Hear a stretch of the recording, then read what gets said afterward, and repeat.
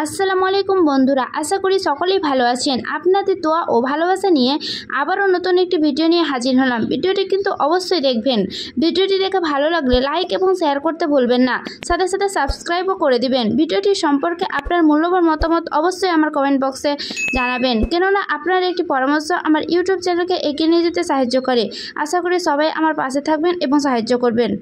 এই বর্ষাকালে আমরা হাটে বাজার থেকে বিভিন্ন রকমের ফল কিনে আনি।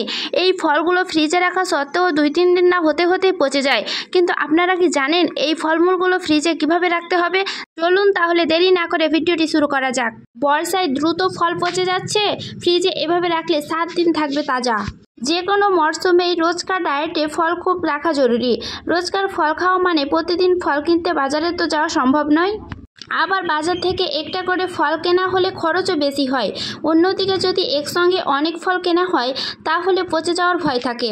এই সময় ফল সংরক্ষণের সঠিক উপায় জানা থাকলেই মুশকিল আসান হবে। ফ্রিজে 7 দিন ফল তাজা রাখতে পারবেন, জেনে নিন সেই উপায়গুলো।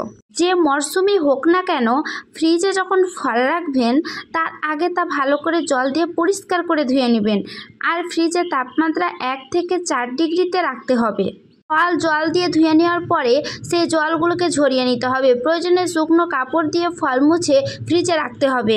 যদি দেখেন জলে ফল পরিষ্কার হচ্ছে না, তাহলে ফল পরিষ্কার করার জন্য লিকুইড সাবান ব্যবহার করতে পারেন। তবে এক্ষেত্রে ফল ধুয়ে সরাসরি ফ্রিজে রাখবেন না।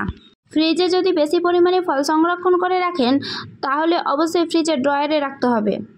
প্লাস্টিকে ফল জড়িয়ে ফ্রিজে রাখতে পারেন। এছাড়া কাগজের ঠোঙা দিয়েও ফল ফ্রিজে রাখতে পারেন। তাতে বাতাসের সংস্পর্শে আসবে না ফল ও দীর্ঘদিন তাজা থাকবে। আরও এরকম সুস্বাস্থ্যকর ভিডিও পেতে আমার চ্যানেলটি সাবস্ক্রাইব করবেন। আর আপনাদের কোনো কিছু জানার ইচ্ছা থাকলে অবশ্যই আমার কমেন্ট বক্সে জানাবেন।